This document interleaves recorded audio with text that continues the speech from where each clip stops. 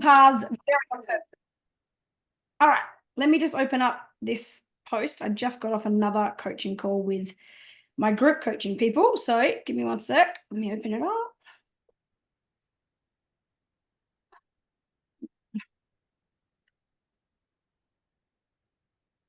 Okay.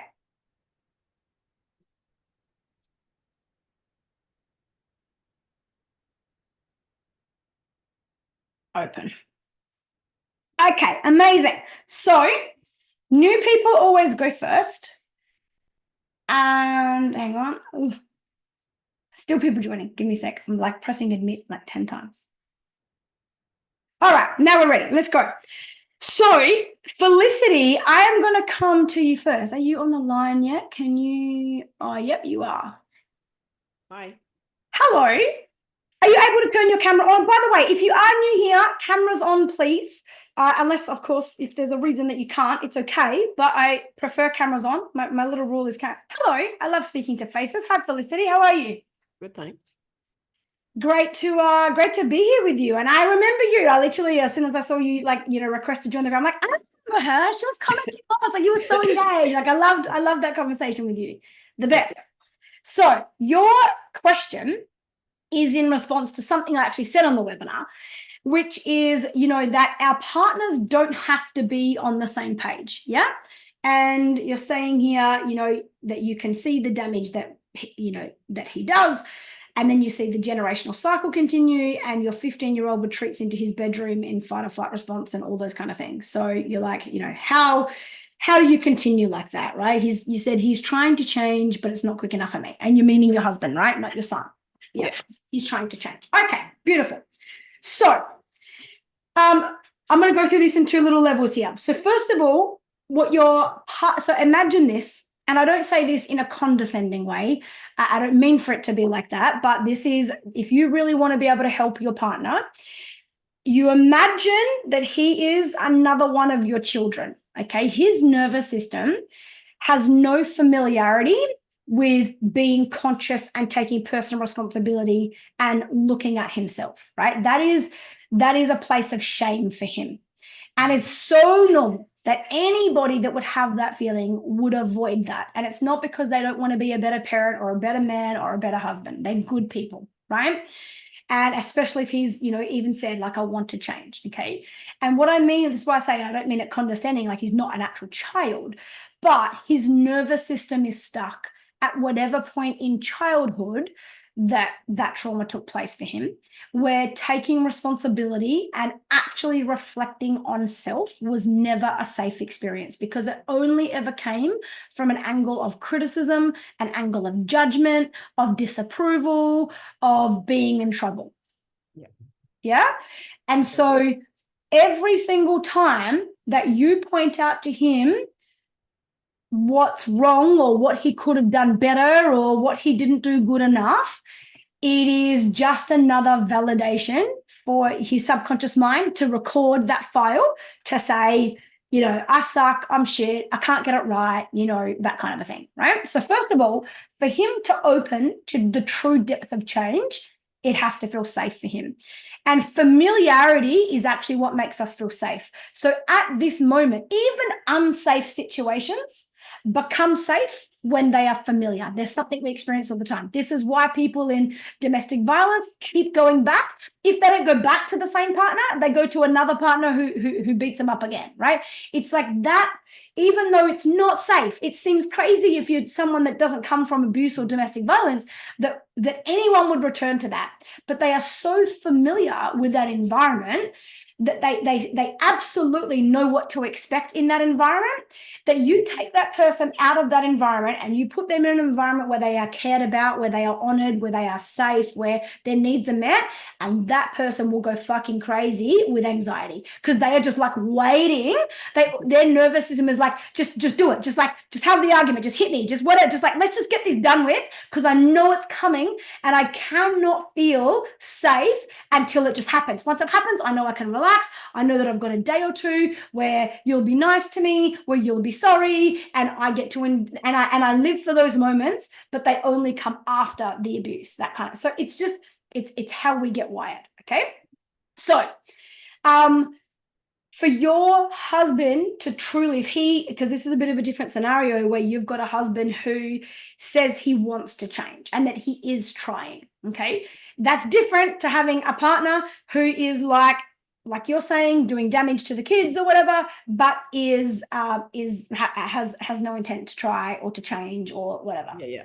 He's been to multiple psychologists and no one's helped him. Like, it's just, like you said, it's like this in-depth trauma. Like, and it's not bad trauma. It's not like he was abused, but it's just yelling. He resorts to yelling as soon as the kids do something.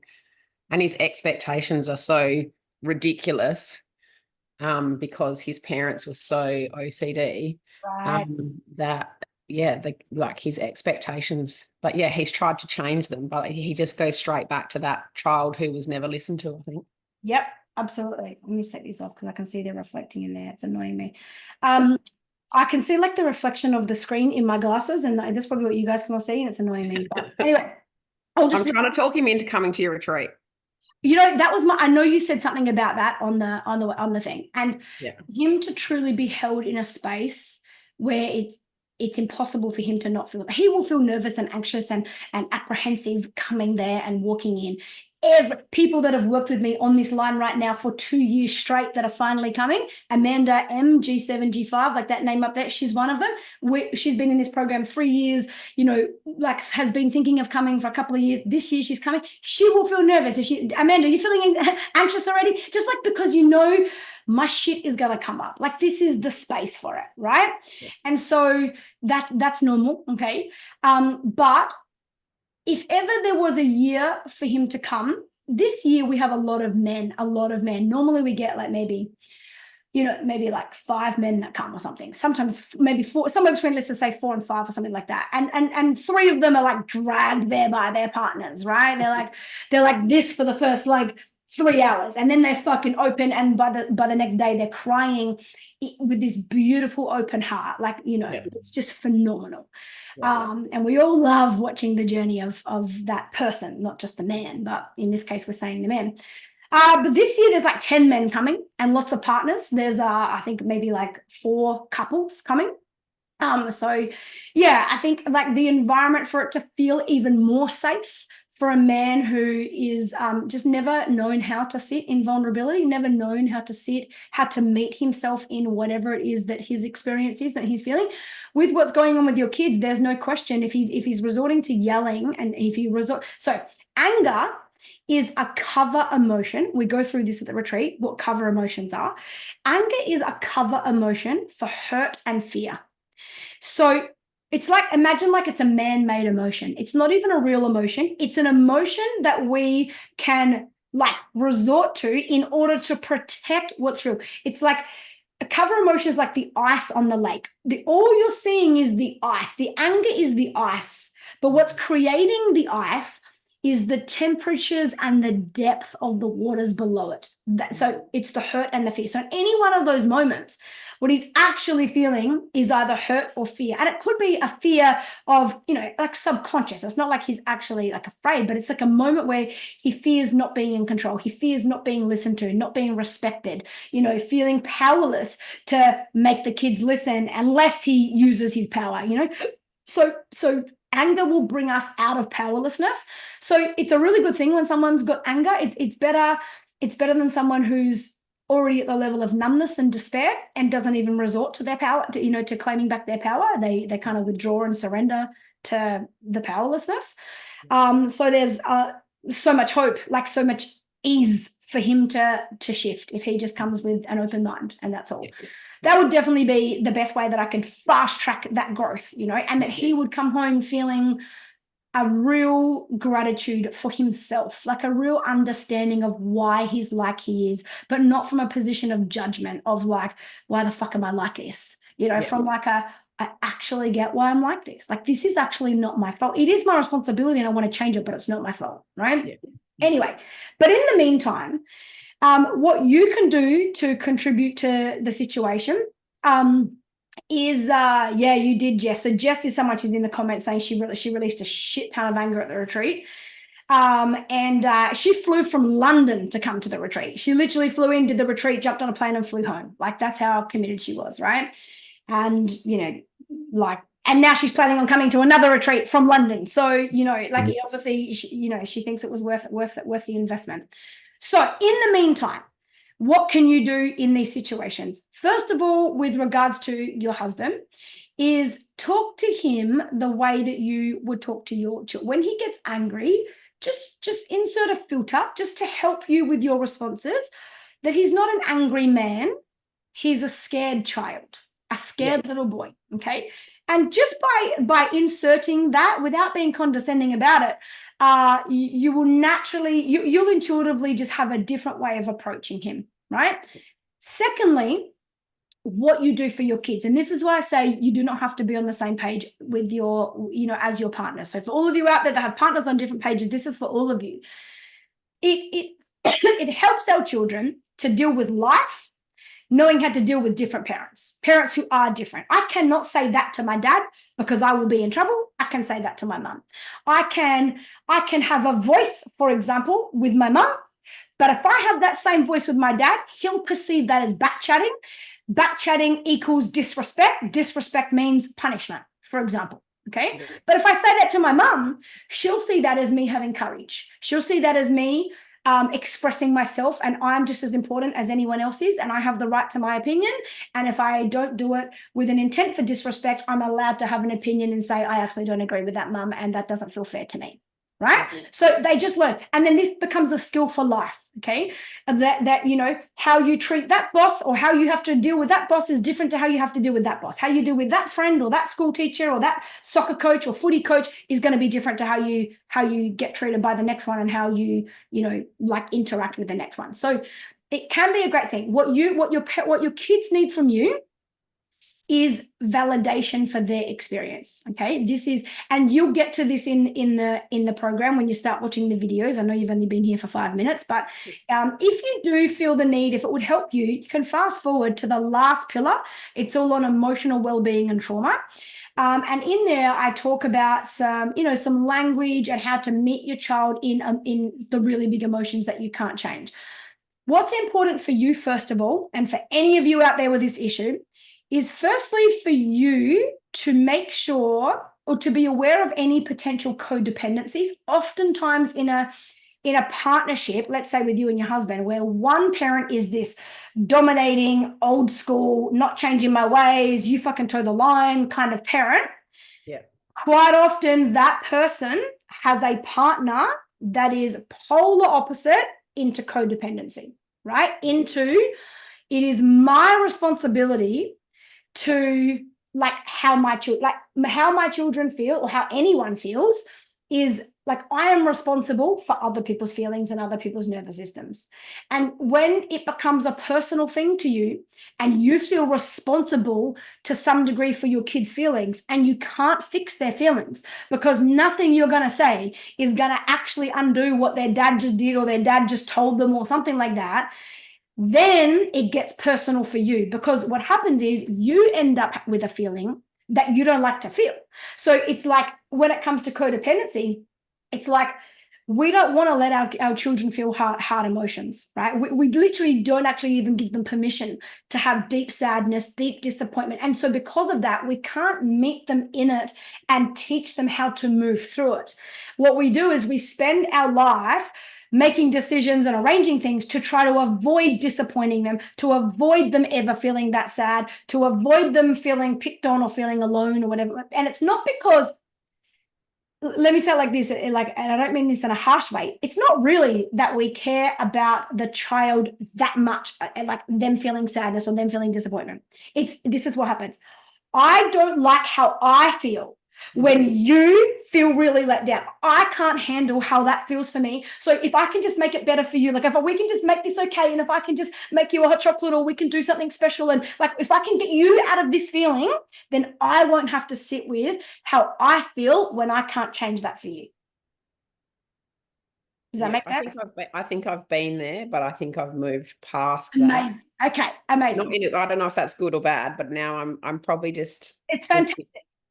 It's absolutely fantastic for you to be able to give them permission to have their whole experience.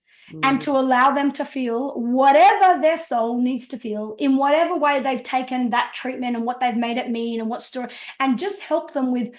So when you can allow the child their full experience, then you're able to validate their experience in a way that feels congruent, that your words match your energy, match what I feel from you. Because if we try to tell them it's okay to feel like that, but they're getting vibes from us like it's not okay to feel like this, like I hope I'm saying all the right words so that you can stop feeling this, because that's really what I actually want right here. Like, have I got my sentences right so that you don't have to feel this?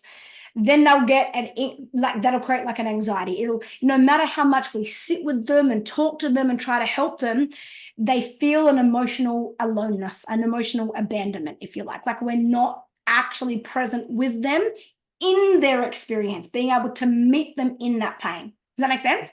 So if you can truly allow them to have their pain, okay, remember, they chose this family. They chose, I don't know what your spiritual beliefs are, but I believe that, when we incarnate into this human experience, we choose the parents that are going to be the best at providing us with the lessons and the expansion that our soul is coming here for. And so they chose this, okay? They chose this. And in that, what you do is you validate them, and an easy sentence, and this is all in the fourth pillar. Like I say, feel free, go fast forward, watch what resonates, read the titles of the videos, and if you feel called to it, watch it, right? It's probably got the message in it you need right now to just kind of put some band-aids out there a little bit, or to have something that you can do while your husband shows up and does the work and whatever else, okay? And so the easy sentence is, you have every right to feel this way. Anyone in your situation would feel like this. That's those two sentences in whatever order and whatever words you mix it up with. You know what? You have every right to feel this way. Like, I saw what Dad just did. I heard the way that he spoke to you, and listen to me. It's not okay. It's not okay for anybody to speak to somebody like that. Okay.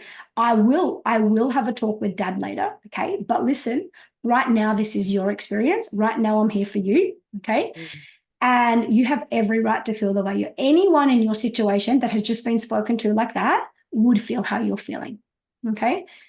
And then it's like, I'm not here to fix this for you, but I will sit with you while you feel it. Does that make sense? That's all your children really need. And it's okay. And it's not undermining of the other parent for you to say it's not okay the way now, where you can, you pull it out. What Dad just said to you was fair. The way that he said it was unfair. Okay. Now, listen, Dad has a point though. Let's take away the way he said it. Dad does have a point. He did ask you 4 times and you chose not to listen, okay? These are the choices you made. You also know what Dad is like. You know Dad won't tolerate that. And there has to be a level of responsibility that you're willing to take, because your choices contribute to all of these scenarios as well. It doesn't make it okay that what Dad just did. It doesn't make it okay? That's not okay. That's a separate thing. But the only thing that you can ever control is what you choose to do in this world, right? The only place we ever have control is over ourselves. And so what I want to help you do, I want you to know that how you're feeling is perfectly normal, and anyone in your situation would feel like that, okay? Let's have a chat, and it doesn't have to be now. We can talk about this tomorrow, okay? For right now, you just need to let yourself feel what you're feeling, okay? And it's allowed to hurt, okay? And then it doesn't have to be right now, tomorrow or whatever. You go, hey, can we have a chat about what happened yesterday?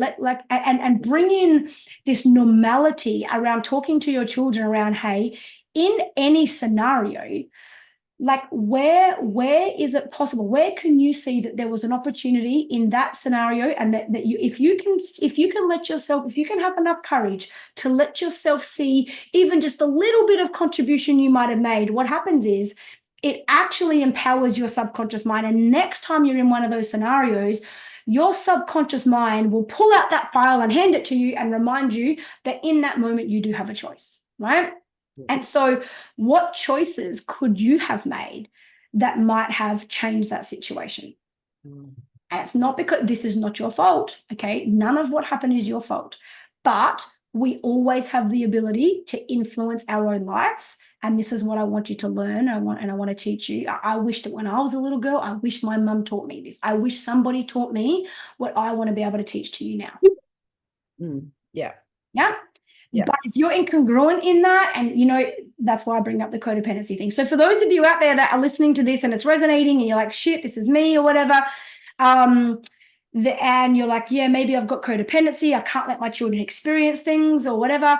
Like it hurts me when it hurts them, to the point where you experience it as though you are them. That is not healthy for your child, because you will rob them of their own sense of self accidentally, with loving intent, but they won't know who they are without you around to tell them how to be.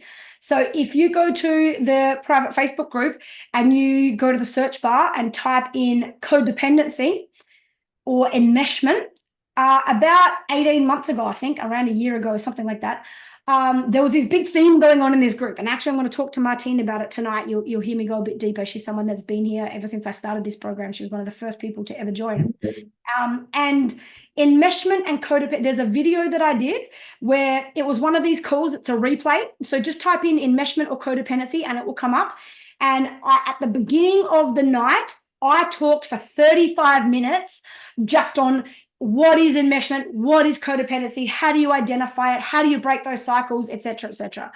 After that, I went into answering people's questions. You don't have to watch the whole replay, but watch the first 35 minutes of that, okay? 35 or 40 minutes or something like that. It will help you all right? But otherwise, in the meantime, Felicity, just validate your kids in their experience, in their feelings, right? Yeah. It's not overriding your partner. And just if you see your husband as, like, as scared, like the only way I know how to keep myself safe, so that I don't have to face shame or blame or guilt about what I like reflecting on myself, because reflecting on myself has never been safe. Anytime I've had to reflect on my own behavior, I was reminded how bad I am, how dumb I am, how stupid I am, how much I get it wrong, how no matter how hard I try, it's never enough. That's the only feelings I've got associated with any of my own choices. Yeah. And that's what he needs to avoid. And it makes sense, right? Yeah. Yeah, totally. Okay. And you can even explain that to your children. You can say, hey, listen, let me tell you, it doesn't make it okay. Yeah. But let me, this is why I know you hate these conversations sometimes, but this is why I want to teach you how to take some responsibility in your part, because do you know why dad is like that? That's actually not his fault. He doesn't know how to be any other way. When he was a little boy, and tell him the story. He was just always, his parents had OCD. Everything had to absolutely be perfect. And are humans perfect? No. So whenever dad wasn't perfect, they reminded him about how unperfect he was, about how not good enough he was. And, that means that all of his life, all that he ever heard was what he got wrong and what he did wrong. And that made him feel powerless. And now when he's an adult and he's in a situation where his children don't listen to him and it triggers that powerlessness in him, that's the only way he knows how to protect himself. Dad doesn't mean to hurt you the way it does. It doesn't mean that it still doesn't hurt. Like, you're allowed to feel hurt, and dad knows he hurts you too. Dad's aware of that. He doesn't want to, but this is why it's important to learn as a child how to take responsibility for ourselves. Because if dad could have learned that as a child, right now he'd be comfortable going, I'm actually sorry about the fact that I just yelled at you. That was unacceptable of me. I take that back. I'm very sorry for the way that I approached that. And he would be different in the way that he parents you. But the reason he isn't able to do that is he never practiced, never got taught as a child how to take some personal responsibility for his own choices, without that meaning he's a bad person or he's so bad at something. Yeah. That's why I'm teaching you, where in that scenario could you take a level of responsibility? Where did you have power to change how that changed? Yeah. And I see that in my 15-year-old. I think he now shirks some of the responsibility because he thinks that I'm there to protect him all the time. Right. So, yeah, I can see that that's coming up as a thing. Beautiful. That's so good for you to notice. Yeah, that's so good for you to notice, because you aren't always going to be there, and you will send off a man into the world that truly does not know how to be there for himself, that doesn't even know himself to be someone that can have a boundary or defend himself. So it would be really helpful for you to not fight those battles for him and for you to validate his feelings and then help him express things in a healthy way. Even it doesn't have to be done at the time. You know what? How about we write Dad a letter? How about you write Dad a letter, and Dad can read it. And in a moment where you don't have to find your words on the spot, write the letter, leave it for Dad. Dad will read it, and in the moment that Dad's reading it, you're not there, so he can't argue. He can't say something. Like let's send Dad a text. Send Dad a text. Dad, but be real, Dad. It hurts when you do that. So that you can, like, I'm not, next time you speak to me like that, like, I take responsibility for not listening to you tonight, Dad, but next time you speak to me like that, I'm walking out of the room. I'm going to do what feels right for me, and it doesn't mean I'm disrespecting you. And regardless of whether or not you see it as disrespectful, I'm letting you know now I'm walking out. I'm not going to stay in a space where I'm made to feel that small. I won't do it. So when you're ready to talk to me properly, like I'm a 15-year-old, I'll come back and talk to you. And let it be okay that your husband sits with the feeling that might be disrespectful to him, or that's like, oh, who do you think you are? You're the child, I'm the parent. There's a hierarchy here, and you're crossing the boundaries. Like, let them have their own experiences. They've got a big purpose in each other's lives. Yeah, absolutely. Yeah.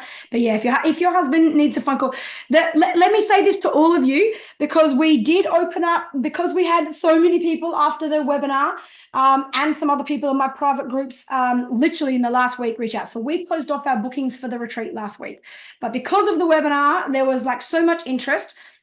We did make some arrangements to be able to let more people in. We cannot go past tomorrow. So we opened up bookings and we've had like 5 more people book.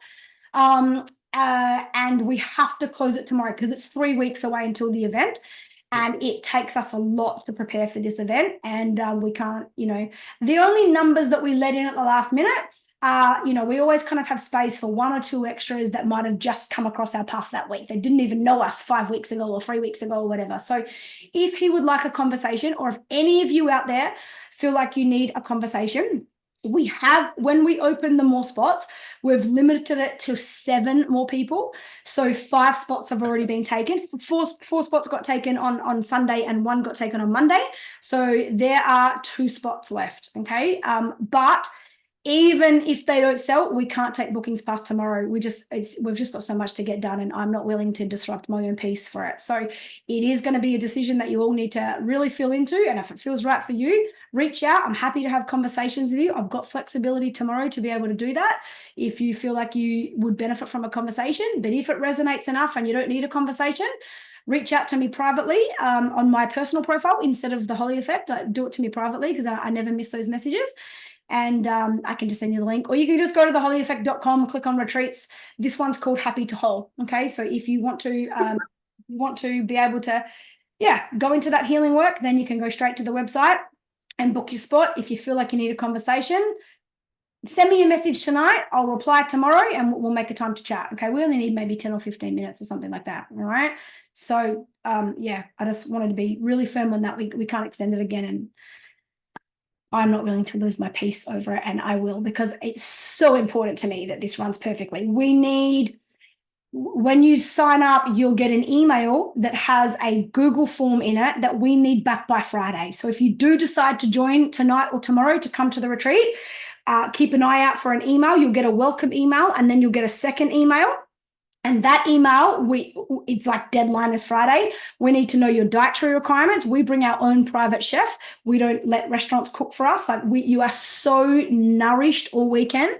99% of everything is organic. It is the freshest, most filling, most nourishing food. All of that helps your healing and the vibration of all of the cells in your body. We don't let you eat greasy, crappy, kind of comfort food, if you like, or something like that. So our chef needs to know our final numbers. She goes and does all the shopping. She spends the whole week of leading up to the retreat hand making, baking, all the things that we offer there. For all of the meals. So there's a lot that goes on, and we need a health screening from all of you as well. So that's why we have to be pretty firm on the extension. All right. So no pressure, not from me, but the timeline itself. All right. For everyone. Okay. So reach out to me, Felicity, if he wants a conversation, or if you two want to come as a couple or something like that. He might feel safer with you being there. I'm open to, you know, discussing payment plans. Obviously, it's only a couple of weeks away, but I just, if anyone listening to me, if you are feeling called to this, I will never, if you're the right person and you know you need to be there, and I feel that connection with you as well, I will never let money be the reason that you don't come. Okay. We will work that out. But yeah, you have to just reach out and be vulnerable and be real, and we'll go from there. Okay. All right. So yeah, validate your son, Felicity. Okay. And that's all he needs from you right now. All right. And we'll journey together over these weeks. Amazing. Okay. Um, um, um.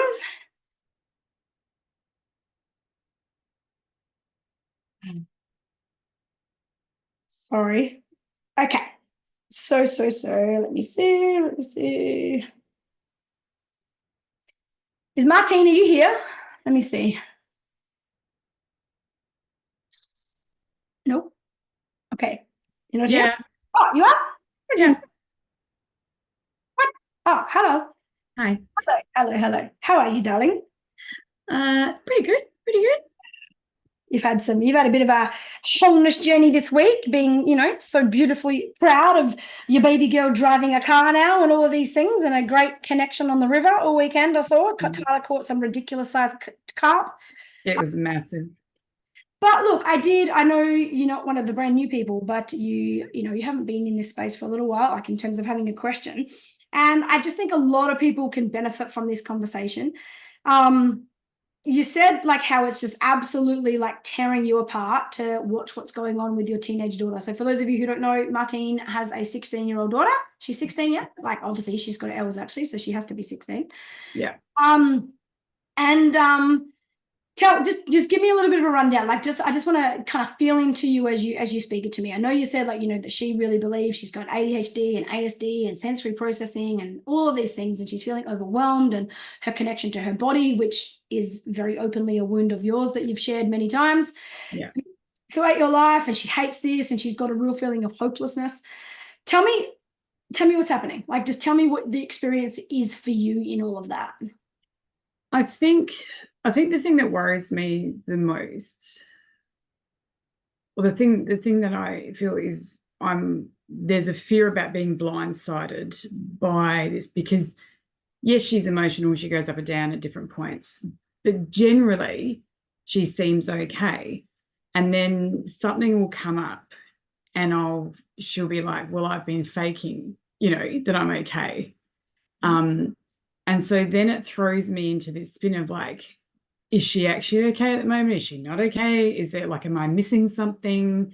And so it just creates this fear, I think, of, you know, and I think also like it feels a little bit like there's a part of me that's just like, oh, she just tells herself all these stories and she creates all this stuff to justify why she shows up the way she does.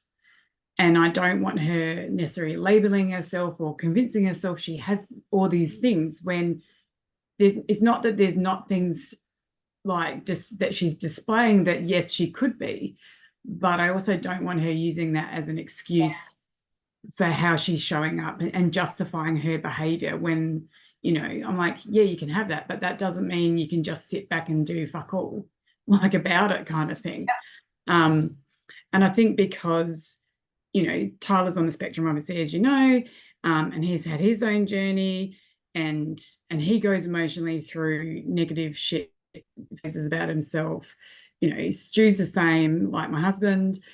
They're all, Lani and Stu particularly, are a little bit that sort of, you know, that old saying of half cup empty kind of, you know, way of looking at things. This is shit, you know, my life's crap kind of mentality. And I guess because, you know, I've been doing so much work on myself and so much work at trying to be a better parent stuff, and I find it really challenging to sit in that space and hold space and allow them to, you know, validate their feelings, but also I don't want them, you know, kind of getting stuck in that pattern of thought as well. And so, of course, obviously I try and lead by example with, you know, the way I eat, my own self-care, all this kind of stuff. And then, you know, just I don't know. I think it's just that it feels like it's more in the half cup empty all the time. And it's just really, it just feels really, really emotionally taxing. And of course, if I say anything and try and promote other things and change anything, then, shit rains down on me from all heights because I'm telling them they're bad, they're wrong, they're this or whatever. So yeah. Things I want to offer you, okay? And I just want to preface this because there are a lot of new people on the line tonight. Martine has been in this program 5 years, like since the day that I started it. Like she was actually one of the first people that ever joined in the beta test group, okay? So my relationship with her runs very deep. She's done all of our retreats. We've worked privately together. I know her family. And I just want to say that because the way that I'm about to talk to Martine is, based on that being the foundation of our connection and our friendship and our relationship. And the work that I know you've already done on yourself, Martine, and with your kids and, in the parenting space, the personal space, the whole lot. So first of all, I just want to address how Lani says, I've been faking, okay? Listen, even if that's real, I don't want to say the whole thing is a manipulation, but it's being used manipulatively, okay? Yeah. And so if that is a responsibility that needs to be handed back to her, okay, in the way that, what I know you could probably say to Lani and being sensitive to the exact scenario at the time, of course, but you'll intuitively know how to deliver it. But essentially the message is like kind of like a that's on you message, but, in a gentle, loving way, in that, hey, if you like, I can only help you.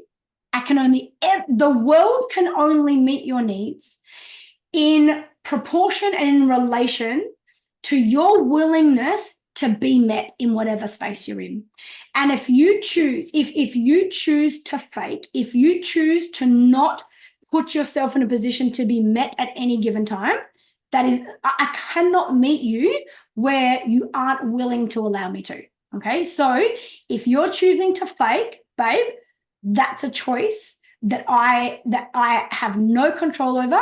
That is a responsibility you're going to need to be willing to take, okay? Because right now, our ability to deal with this scenario now is affected by whether or not you have been faking and for how long you've been faking for and for whatever reasons you've been faking, if that's the truth. If that's the truth, then what we're able to do now is restricted by that. Yeah. So you've got a decision to make for yourself first as to whether or not faking works for you. And of course, you might not say this in the moment when she's triggered and, not going to be able to receive it, right? But the message is, hey, you know how you told me yesterday when you got a bit heated and, things built up a bit and you said to me, you've been faking and you're actually not okay. Okay. I would just like to put to you that, that you sit with or you decide whether or not that works for you. It appears to me like it doesn't work for you because if you choose to fake, you are choosing not to be seen. And the wound that you carry is feeling unseen. But you have to participate in your own rescue. Yeah. And this is what that means. That means if you truly want to be seen, you have to take a level of responsibility to put yourself in positions to be seen. And if you make choices to hide or withdraw or fake it, okay, I mean, it's your choice and that it's your life. I'm not going to tell you what to do with your life, but I want you to acknowledge how that contributes to what the problem is for you until it builds up to the point where now you want to be rescued.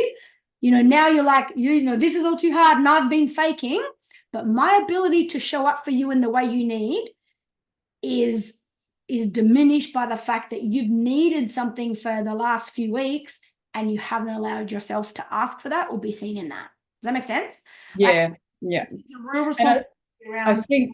I think that's the biggest thing is that it's that hiding and it probably brings up stuff from my childhood. It's not that I hid that feeling of being unseen. And so then there's this guilt because I know what it felt like as a kid to be unseen, but I didn't hide it.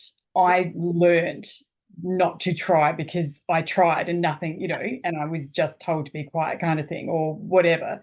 Whereas I feel like, you know, you can't turn around and say you feel unseen and that, you know, that like I don't do anything for you when I've literally had either no idea or I've tried and you've shut me down. Like, and that's why you're like, I can only meet you to the level that you're willing to be met. yeah. I take no responsibility for not being able to meet a need of yours that you hid or that I had no awareness of. Like that is a responsibility that I refuse to carry. That is on you, babe. You show it to me. I'll do what I can to meet. Now, I know you also have a very big awareness around, you know, your enmeshment trauma and codependency that you've worked on phenomenally and is nowhere near like it used to be. But these are the deep roots of that, right? In that, like you said, that like you're like, it just like it actually genuinely, not even figure of speech, it actually breaks your heart when her heart is broken, when you can't fix it for her. And I mean, in like from a soul perspective, from like a karmic journeys perspective between you and Lani, whatever karma you guys have got that you're playing out together here in this life in the arrangement of mother-daughter, that is the work that is yours. Yeah, where you can be like noticing when like you have a true like desire to contribute to her experience. And to, you know, from a place of absolute compassion, like you would for anyone else that you love and care about, that want to make things better, versus feeling an absolute responsibility that is yours to fix. Are you able to feel the difference between those two things every time? I don't think it's that I actually want to fix it. I think it's more like I want her to do something to fix it herself. Okay. So I'm happy for her to fix it. But I think it's this part of me that just goes like, not just her. I think, you know, it's because Stu's very similar, Tyler's very similar. It's this thing going, it's almost like getting to point of that little bit going, I have fucking had to work so hard on myself to be the parent, the partner, the person that I knew, you know, that I knew I was supposed to be. And, you know, and I had to go through all the shit and all the pain and all this thing to be able to do that and be a better parent for you guys, because I didn't want to be who I was and how I was raised. And I think it's this always part going, so you should fucking have to show up too. Like you should actually have to participate in your own lives. And I think it's that it feels like they don't. Live that, embody that in terms of, hey, like I can be here and be available, but there is only so much. And getting to the level of freedom that I now have within myself, the way I've rebuilt a relationship with myself and my body and my health and all of these things, like that doesn't come for free. Like I earned every ounce of that. And you also will have to earn what it is you say you want from this. If you want to be seen, you're going to have to earn that. And earning that, when I say earning being seen, that is like you not withdrawing, you not faking it, you showing up, you being real, you being you participating in your own rescue, you doing something to help yourself, is whether you're ready to do that now or whether you're like me and you didn't know how to help yourself, or you weren't ready to help yourself as a younger person and that happens for you. I mean, ultimately it's your life, you get to choose. But until you're ready to actually play an active role in your own rescue, you will be calling for the rope. You will be treading water. Like that just is the deal, right? And that like what definitely totally embody and live like you have to take some responsibility, and not just like don't just like lash out those words, but like that's the position that you interact with them from your embodied state, your energetic like grounding into like if you want things to change, you have to change. Like if you would change, everything would change for you. Things don't, like we all want change and nobody wants to change in order to make change. Yeah. And that's the thing, like I know when I'm in, you know, my authentic self, I'm like, well, I'm quite comfortable going, well, I can't fix this for you. You need to be able to do it yourself. I'm happy to support you and, you know, give guidance if there's something I know that they don't, whether it's, you know, something to do with my areas of interest like mobility or whatever. Yeah. But at the end of the day, I'm like, well, this is your journey. I think it's those moments where it feels like it's constantly they're like fucking their own lives. Let me give you some practical things you can do, right, to program their subconscious, right? I know you're good at this. So you know how you like put things all around the walls and all that kind of stuff that we've talked about. You did it purpose retreat, whatever. So, and also with ASD, and you know, you've raised an ASD child, so you know, like you've been really good with, like, you know, visual cues and like what you need to do in the morning and things like that. Make one of your lists or something, put it in fucking 10 locations in your house, right? Where even if they don't want to read it, their mind subliminally takes it in, okay? And it's basically a list of something like, you know, like what I can do to help myself, right? And it's like just questions to ask myself when I'm not feeling my best. Have I moved my body? Have I nourished myself? You know, am I willing to open a conversation with someone? You know, like have a list so that there can be that level of, hey, babe, have you checked your list? I see, you know, I hear what you're saying, okay? But what things on your list, or what things on the list, on the I'm looking after myself, on I'm showing up for myself list, whatever you're going to call it, what things on that have you even attempted to engage with? Because you cannot tell me that you are actually trying to show up for yourself if you haven't ticked at least 2 of those boxes on that list, right? Just because with an ASD mind, and if she has that, that will be like, that's like tangible. Like that's like, I can tick that. I can go for a walk. I can do this. And then also, it will put them in a position to take responsibility if they know they haven't done it. If they're like, well, I feel like shit and I haven't moved my body and I haven't done anything to nourish myself. In fact, I've just reached for all the wrong foods and chips and shit like that.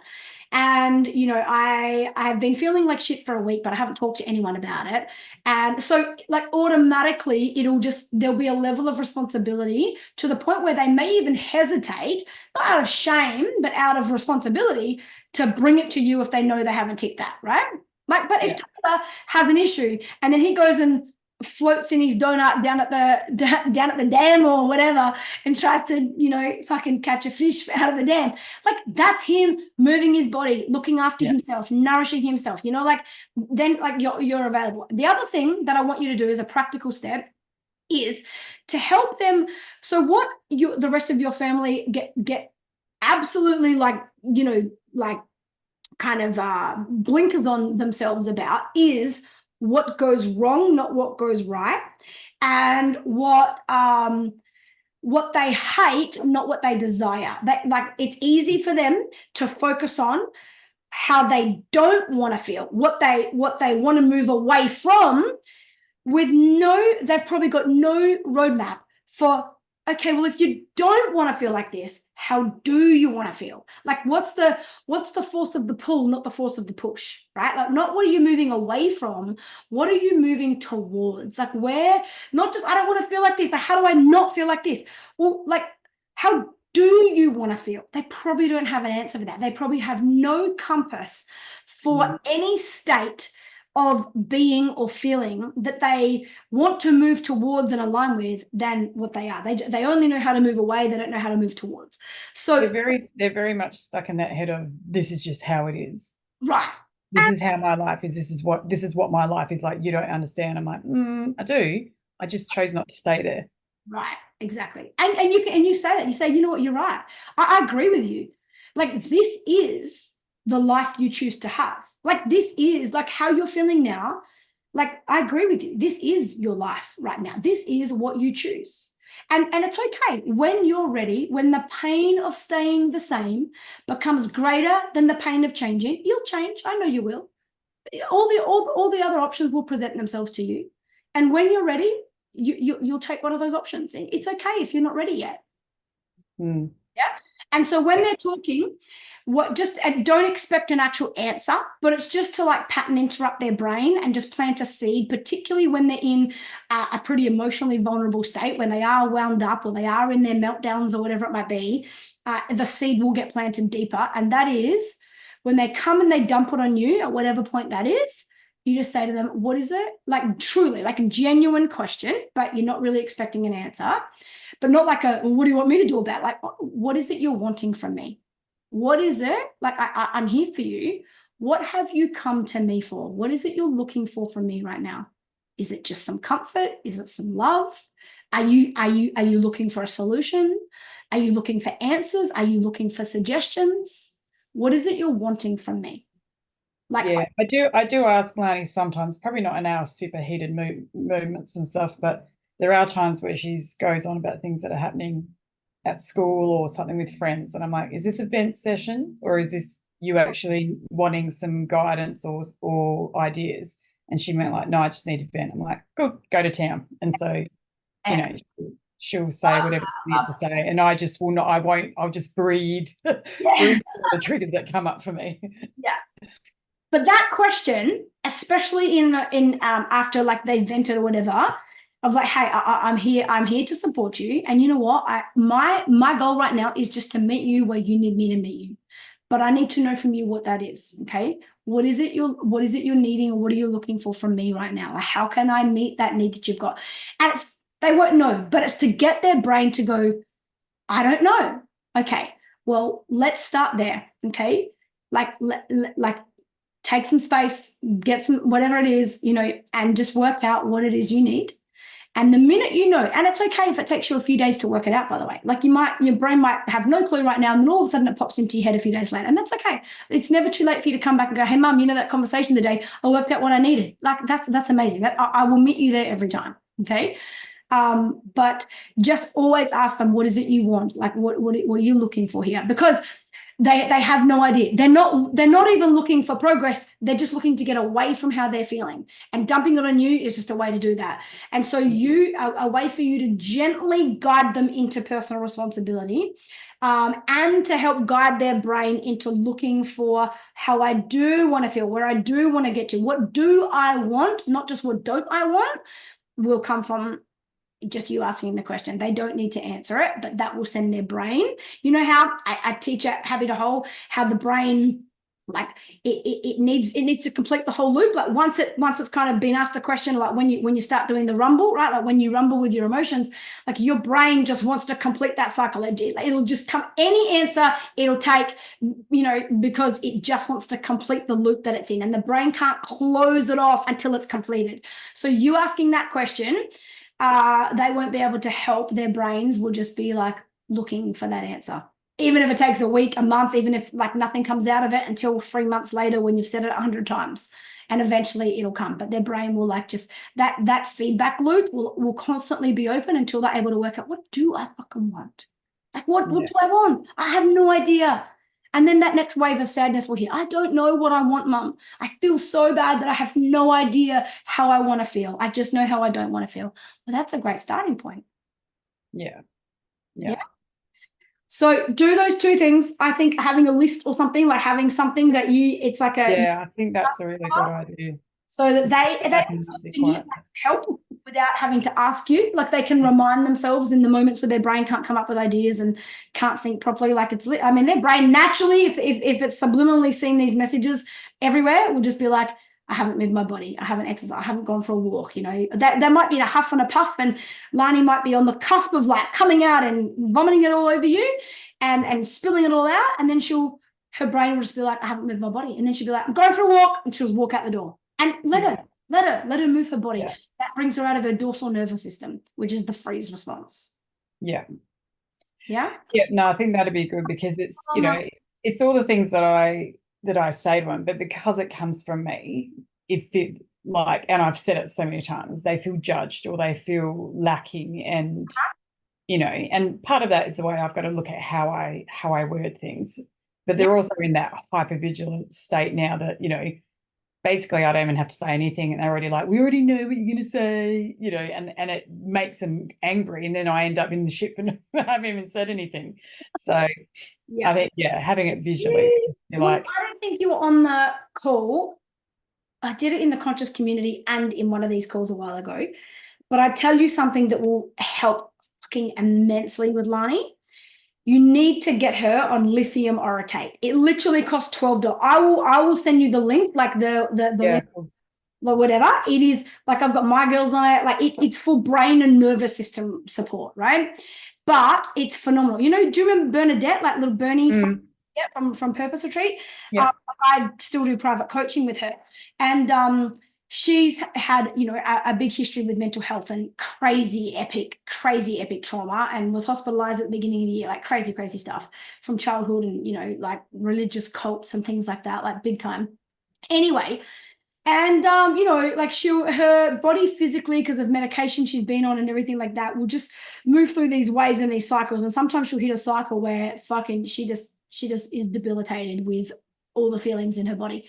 And I said to her, she needs to get on lithium orotate, okay?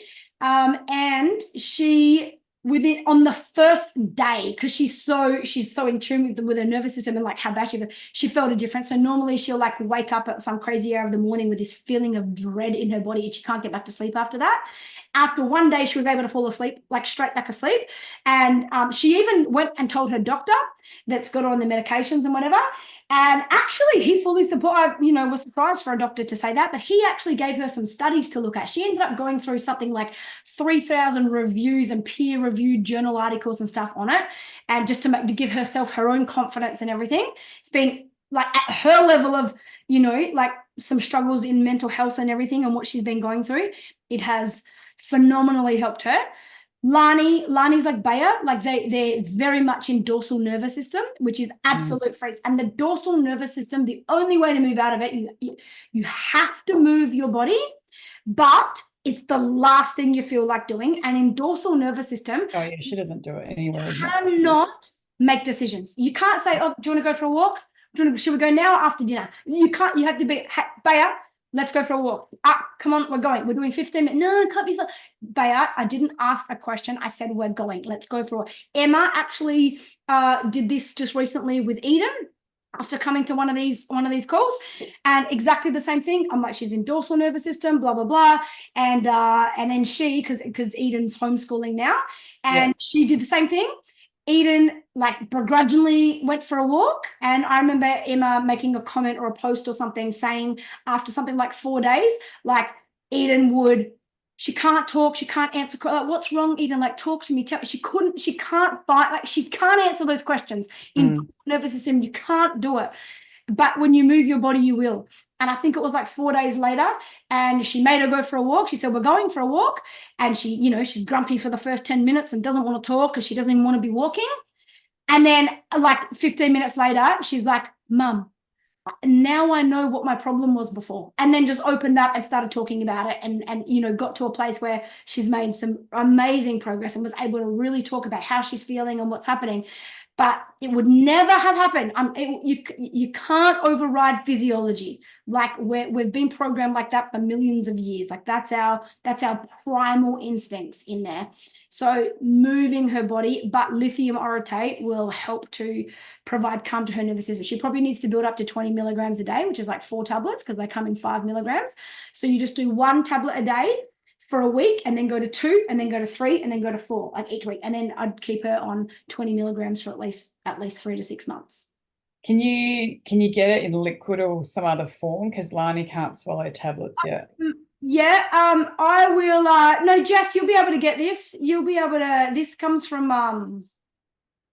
iHerb. It delivers everywhere in the world. That's where we get our brand from, and ours is the best. Like Mitch actually gave us the brand that we use. So I'll put the link in the group for everyone. Okay, I'll put it up. I'll put it with a photo. It's like, I think it's $12. Buy like 6 bottles at once, because then you only pay shipping one time, and it's pretty cheap anyway. And you know, you'll go through it faster if you're having a few.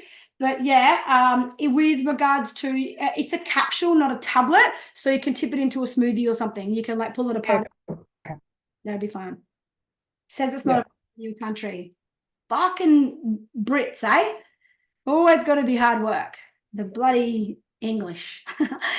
No, not you, Jess, not you, just your government. All right. I'll post it to you, Jess. There you go, Jess. Lucky you got some good friends in this group. Beautiful. All right, let me know how that goes. All right, Martine, do that. Yeah, thank you. That's awesome. But your whole family could probably do. Stu could be on 10 tablets a day. I mean, not actual. Yeah, a bottle a day. Right. Yeah. All right. Cool. Thanks, man. Very good. Very good for your physiology. No worries, babe. Let me Just checking the. Oh, beautiful, Dee and Matilda. I see that you guys are saying that you're getting a lot out of tonight. That's what's the beauty of this amazing community. You don't have to have your own question and you get a lot out of it. All right, Miss Serena, I'm coming to you, babe. Where are you? Let me find you. Let me find you. Hello. This little chance boy. Hi, how you going? Hello, I'm amazing. How are you? Yeah, good. Good, thank you. Good to see you. Amazing. Thank you. You too. Always a pleasure to see you. So you're a very spirited little 4-year-old boy that I just get swept away by how cool he is and how I love watching your posts sometimes. Anyway, Thank you. yeah, he's awesome. He's awesome. So he's starting saying, "Mum, am I a good boy?" And he goes to childcare, right? Yeah. Cool. Yeah. So they segment people into good boys and bad boys and, like naughty boys and things like that, right? The whole thing is like, be a good boy, right?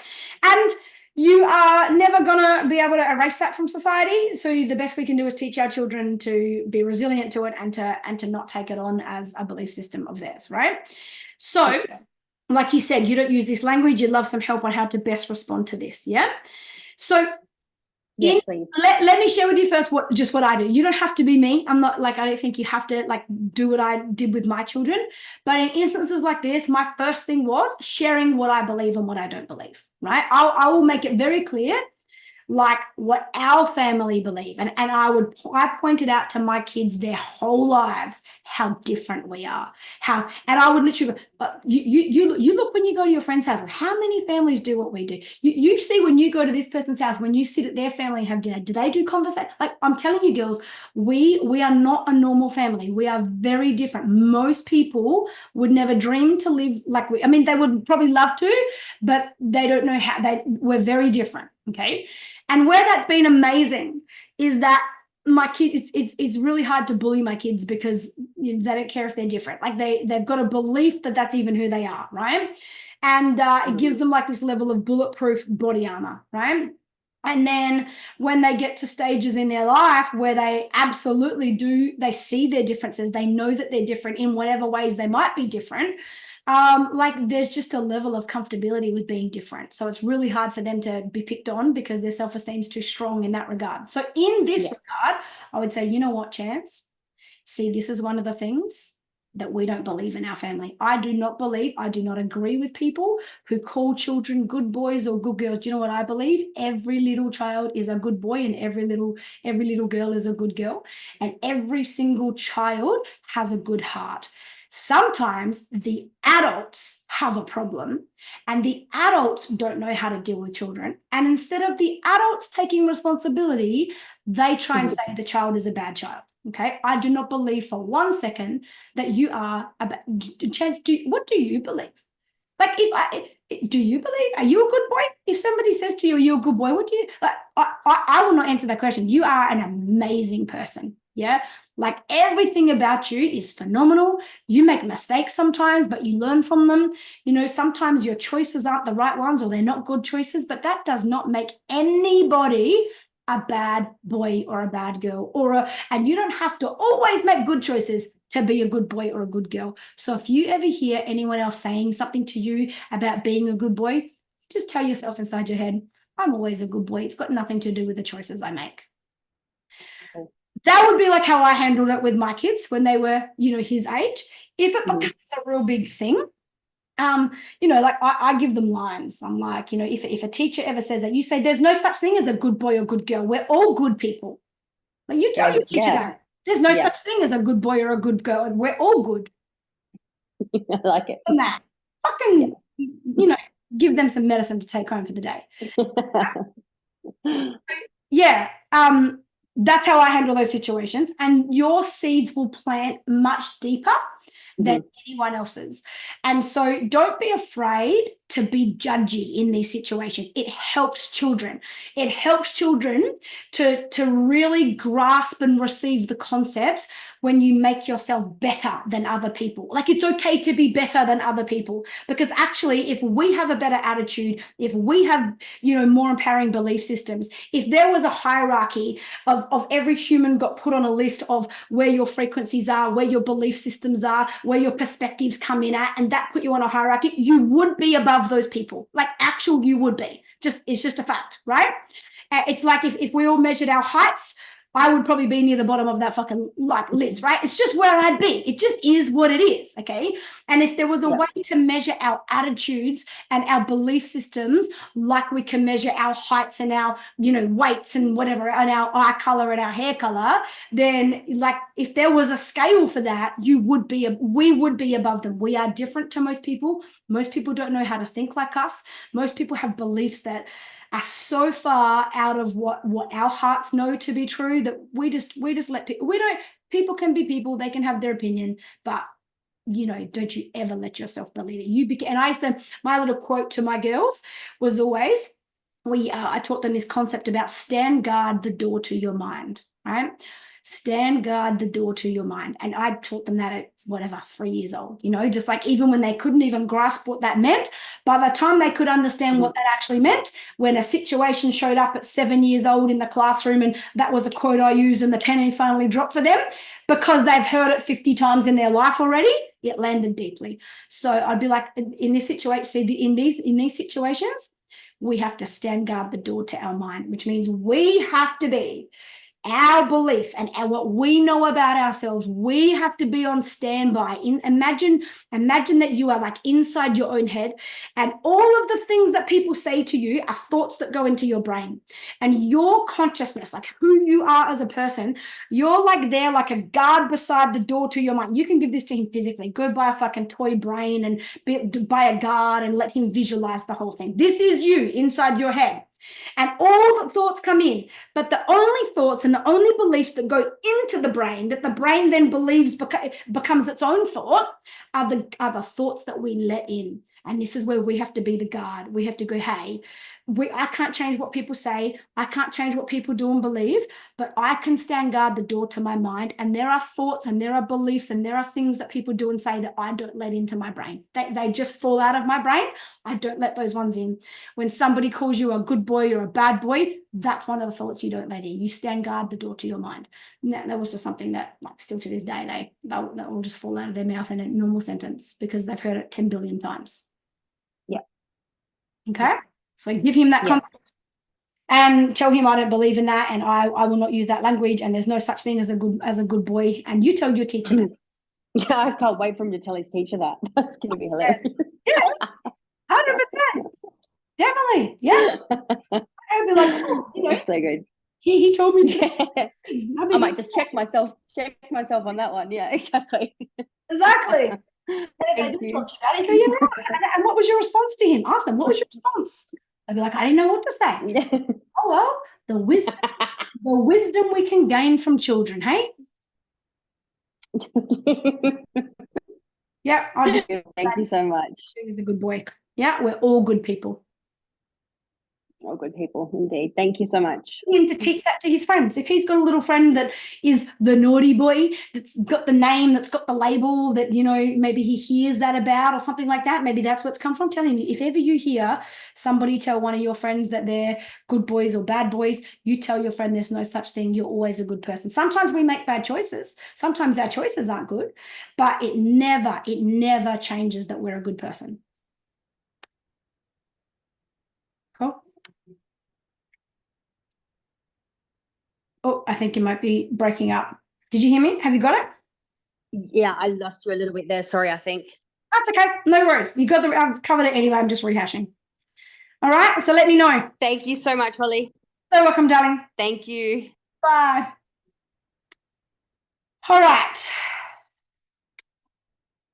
So just because a few of you have joined, you weren't here in the first 2 minutes of this call. Zoe, I'm coming to you next. And then Jess, but we'll see what we've got time for. Just because there's so many new people on the line tonight, I just want you to know at 7 a.m. every single Tuesday morning, automatically, this post goes up in this group. It looks like this. Okay, looks like that. That goes up at 7 a.m. If ever you have a question for this call, put it as a comment in that. New people will always be answered first. And don't feel bad for the old people. Like, they all know that. Like, they've been here for years. You know, they still show up for their kids every week. It keeps them on track. And they know they've had all their time and all their attention and, you know, massively shifted their families. Any questions I don't get to, like, I'll always stop the call at a maximum of an hour and a half. So in the next 20 minutes. And any questions I don't get to, you can copy and paste it and go put it in the group and the community, you know, anytime. You don't even have to wait for a Tuesday. Anytime you can put a question in the Facebook group. Honestly, in this group, it's just so phenomenal. Within seconds, you'll get answers from so many people that are literally probably telling you what I told them 3 years ago or something like that, or they've truly embodied and practiced what they're telling you. And it's, you know, you're not getting random parenting opinions, you're getting conscious parenting advice from people that got their original advice from me. All right. So let me just make sure there's no more new people here on this question thread. All right, Zoe, I'm going to open your line, darling. Oh, yeah, there you are. All right, can you unmute? Yep. Hello, darling. Hey. Actually, do you know what? Just quickly, because your face is on the screen, you just came into my head on the webinar the other day, and you were one of the people that I told your story. I just said, when I mentioned something about the retreat, I just said, you know, we've had people come to our retreat that worked on themselves for 15 years, tried everything, did every spiritual healing, said there's a block, like nobody can get through this block that I've got. And I said that, you know, within 3 hours at that retreat, I remember. block that you'd had for 15 years, within 3 hours, opened anew. So this is the faith of the person that I was talking about, for those of you that were on that webinar. Okay, now, so regarding Isaac, oh yeah, that's right. Okay, so do you want to quickly just rehash this exact situation? You said something in our... No, well, it was like the whole, so we took Isaac and my new partner's son away to Echuca for the weekend, but with my partner's friends. So again, it was mine and Isaac's first time together in that environment. Mm-hmm. So it was like obviously all his, but Isaac and Alessandro just don't get along most of the time. And it can get quite aggressive very quickly from Isaac. Where like he'll threaten, I'm going to call my cousins, I'm going to call my dad's going to kill you, type of behavior. And this is where everyone was looking for me to do something. And I literally, I'm like, well, I don't punish in that way anyway, and I'm not going to do it for the first time here. Yes. So I just didn't. Pardon? But you want to know, how do you stop Isaac from escalating in those? Yeah, I've started to. I just don't know what to do. He can be quite like. Once he's calmed down and you talk to him, he knows what he does wrong. He will say sorry, but then he sort of like goes and he'll just do it again. Right. Okay. I find him really hard to try to make better choices. Babe. I mean, like, we still need to address the issue, but it's at the moment he is overloaded with emotional stuff to deal with, like, you know, the messiness of your guys' breakup this year, and you know, like, just everything. Even Zoe, what happened to him, 2-3 years whatever, like, you know, that kind of trauma, that kind of like real abuse shows up about 18 months to 2 years later in terms of processing. Like, at the time we go through something, something that's really big and really violating, that you won't be able to try to process that, especially with a child whose astral body hasn't connected to their etheric body yet, like, which only happens at, you know, in boys maybe like 13 to 14, right? How old's Isaac now? 10. Oh shit. I was thinking he was like 12. Yeah, right.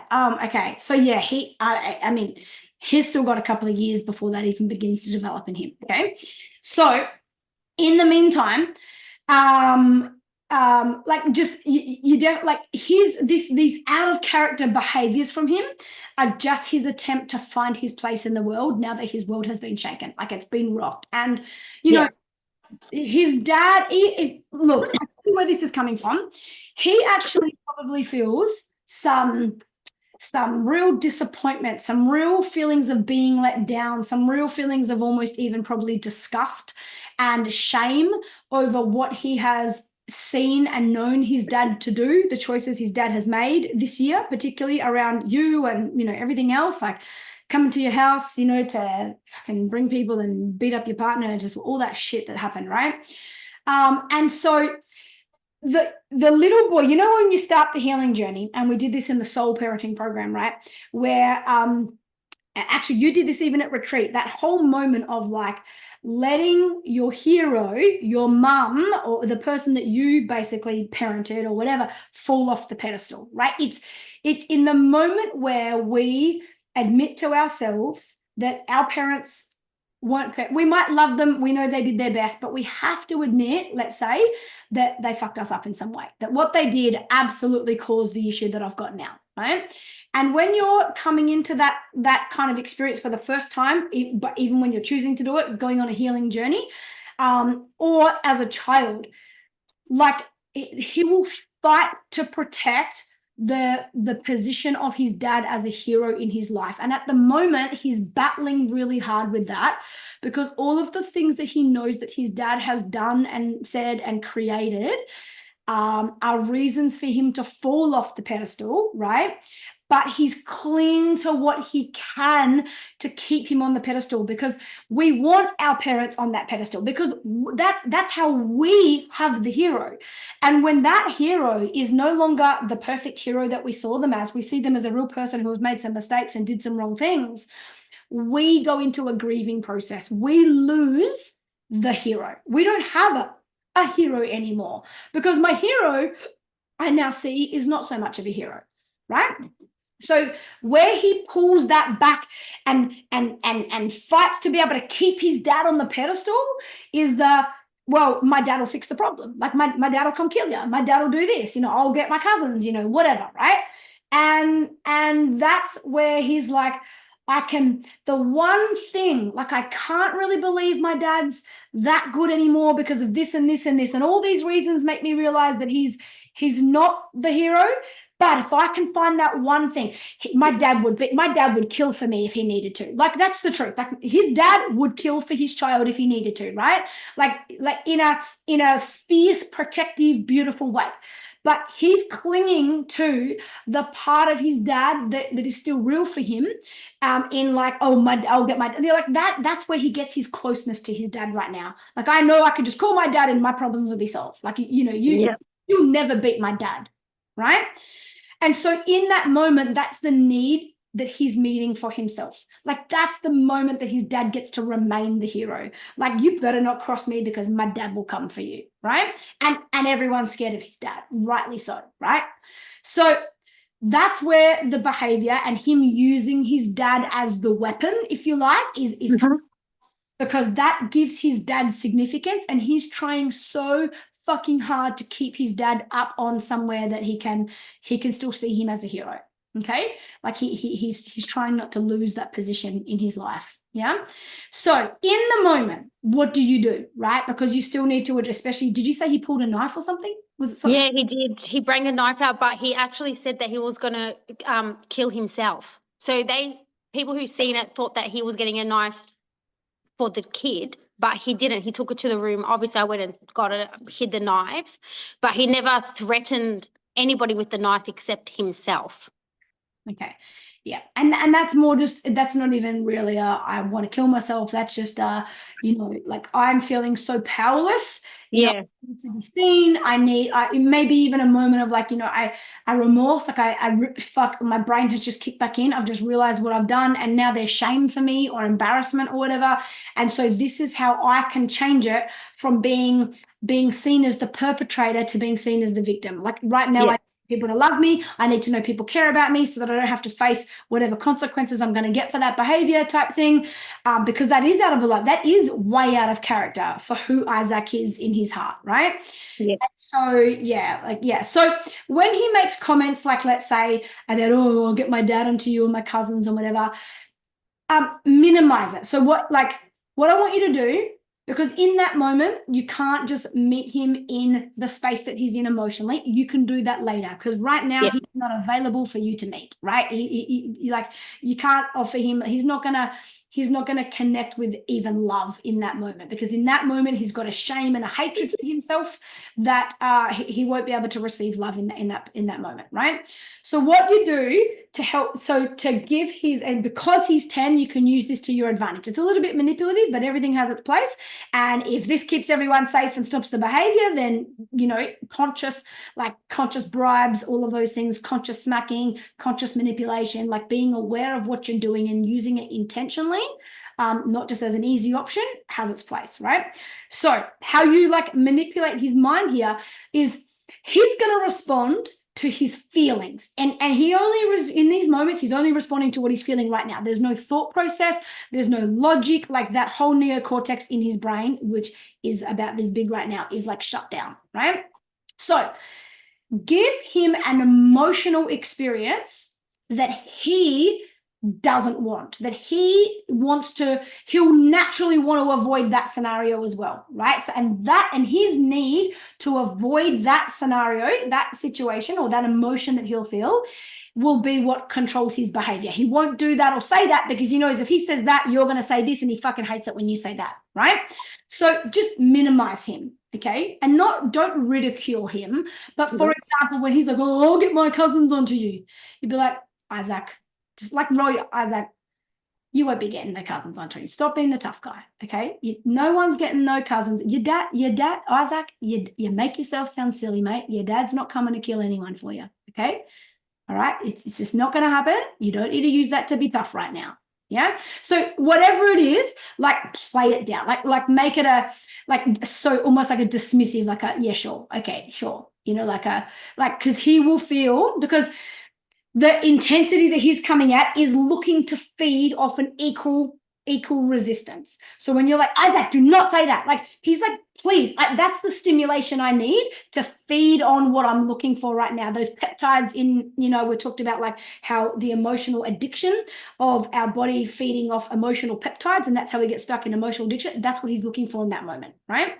And it's also an ADHD behavior, that need in the nervous system, that need for the dopamine hit. He gets it from having something to feed off, right?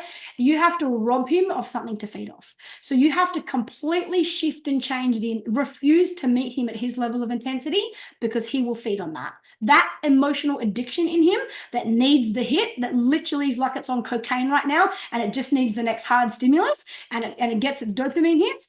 That's gonna happen in him physiologically when you meet his level of intensity. When you're when you crumble it, when you're like, Isaac, your dad's not coming, or you say to the other kid, mate, don't even listen to him. No cousin, no one's coming to do anything. He just wants to feel like the tough guy right now. And because he doesn't, you could even say, if you need to, if it's a bad scenario like knives or something crazy like this, if you need to really kind of pull him down a few pegs, out of it'll pattern interrupt him out of that cycle, right? We can be like, Isaac, stop using your family to fight your battles for you. Okay, if you pick a battle, you fight the battle, or whatever. No family is coming to fight, no cousin, no dad, no one's coming to fight your battles for you. Something like that, that just kind of rips him down a little and almost embarrasses him, because that emotion, that chemical reaction in his body will be stronger than his dopamine hit that he's looking for off the aggression. And he'll hate that feeling of embarrassment to the point where his body will record that, because it will be a feeling he just hates to feel, okay?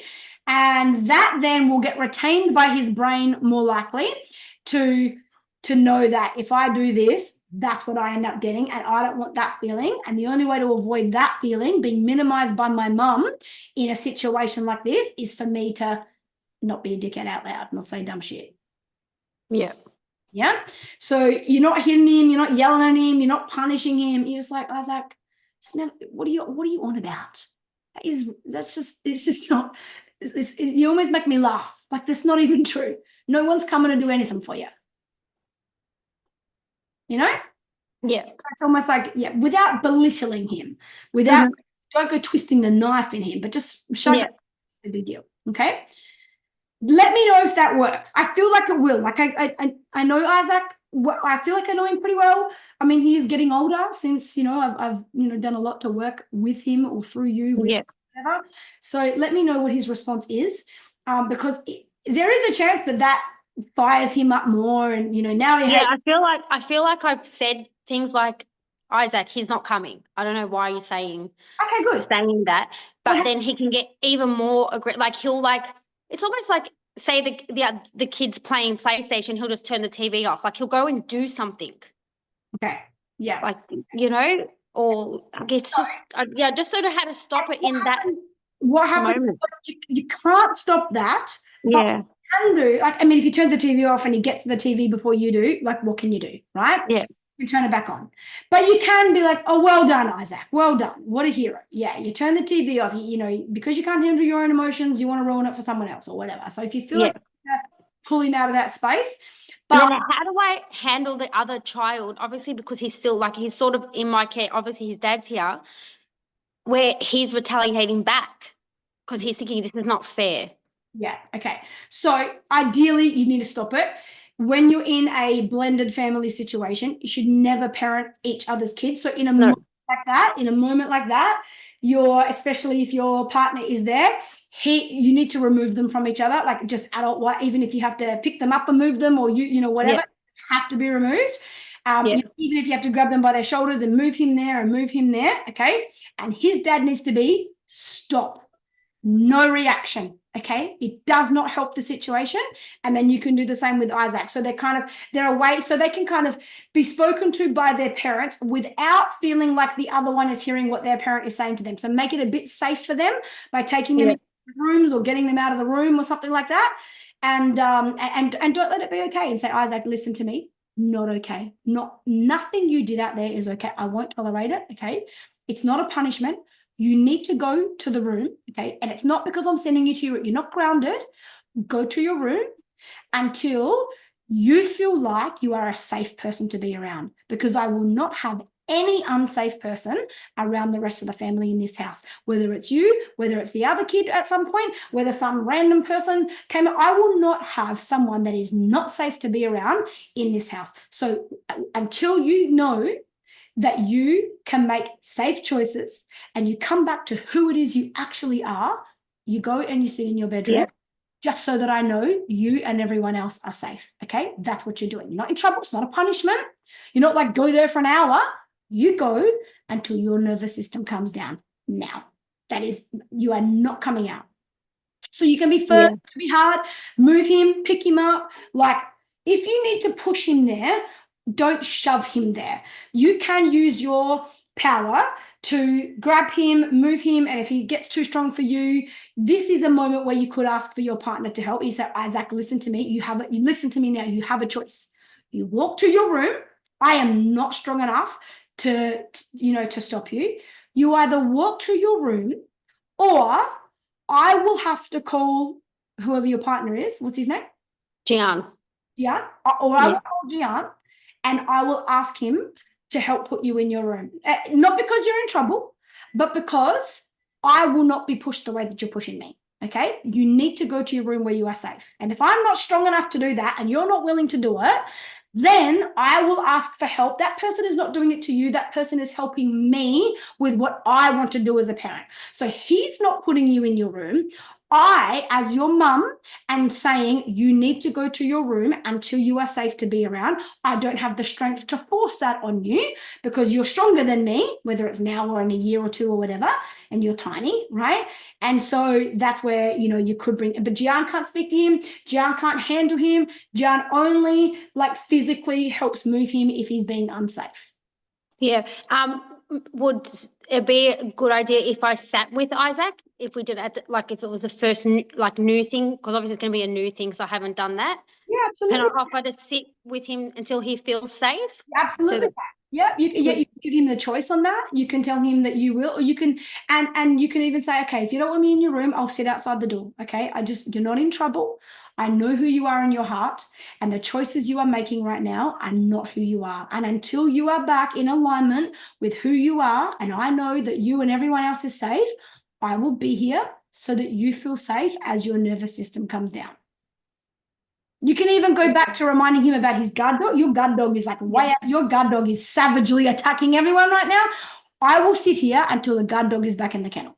If he resonates with that whole, that whole theory. For those of you who want to know what the guard dog is, I won't explain it now because we are at 10 o'clock, but go into the group and type in guard dog, and I did a video so that you can just press play and show your child so that you don't have to learn it and explain it, that teaches our children about the part of their brain that kind of overreacts sometime, or that comes out overly angry or overly aggressive and, or afraid of something or whatever. So that's what that is. Anyway, so yeah, you absolutely can, and you can make it feel safe. And if he says, I don't want you to go, that's okay. All right. Well, you know what? I'll respect what you're saying. Okay. But if you want me or need me, you can either call out, you can go, here's your phone, you can text me. I'll just be in the kitchen, because it's hard for them to go, okay, Mum, I need you now. Can you come here? But if they text you, you can have like a code with him. Yeah. Or you can say, when you're ready for cuddles, when you're ready for a hug, okay, we don't have to talk about it. When you're ready for a hug, you can slide a note under the door into the passage, and I'll just keep coming and checking the room. And if I see a note there, I'll see what it says. Because it's hard for them to talk and to swallow their pride in moments like this, when they realize when they come back to who they are and they feel embarrassed and they know that what they did was, overreacting or silly, stupid or embarrassing or whatever the deal is. Yeah. You absolutely can. You don't have to, just depend. But if you feel like that's the right thing to do, then definitely do that. Okay. And he might try to just get power off you and go, I don't want you to. And actually he does, but it's the only place he can get power right now, because, he's having his power taken from him because he's not being safe. And so if that's the case, just go with what he's saying. Okay, I'll sit outside the door. All right. I won't come in. You can shut the door, but I just want you to know that I'm here. Okay. I'll sit out here and I'll wait for you. And you can sit there for, whatever, 10, 15 minutes if you need to. Okay. Perfect. Yeah, I think that might work. Definitely. Obviously, because I'm just really worried these behaviors are going to lead where. I know, but that's that's scary. It is. It's what he lives with. It's what he knows. It's who his dad is, and every little boy wants to be like their dad, and his dad is tough. I mean, you know what? Like, honestly, his dad is fucking tough. His dad. Yeah. No, I mean, people are scared of his dad, like rightly so. So, yeah, I get that. Yeah, and just another thing, I know we do like all these conscious parenting stuff, but I was looking for like a behavior therapist. Do you think that would work? Are they recommended? Absolutely. Yeah, I think it's worth trying anything, especially. Yeah. And I think it would be amazing for Isaac to have someone like Charlotte. Is Charlotte talking with Amani, or they at least did the other day? No, they are. They've got a call tomorrow. She loves it. Oh, so good. So yeah, it'd be so beneficial for Isaac to have someone like that, you know, even if it's a counselor or just whatever, just a space of someone that understands him, that truly what's going on in his brain, that can help him make sense for himself, that is easy for you to see on a regular basis or something like that. Definitely. I'm against anything like that. I think anything is worth seeing if it works for you or not. And every person is what works for you doesn't work for you, might work for him. What works for Charlotte might not work for him. So, definitely. Yeah. Definitely. No, I'm just worried because I can obviously see some patterns, and I'm just like, and we don't have much interaction, but I don't know. It's scary. I do, but I get that though. I get that, but all you can do here is trust the process. You can just trust the bigger picture, Mm-hmm. And next year, when you've moved through all this, just come back to happy to whole and start again. Just like where your journey, your fucking amazing journey actually started, where you became someone that put boundaries in your life and did all those things that you did, no matter what the costs were in the family, like you can come back to her again. Yeah. So just move through this year the best you can and just start a fresh healing next year. Yeah. Okay. Definitely. Yeah. Thank you. Okay, darling. You're welcome. You're welcome. Let me see.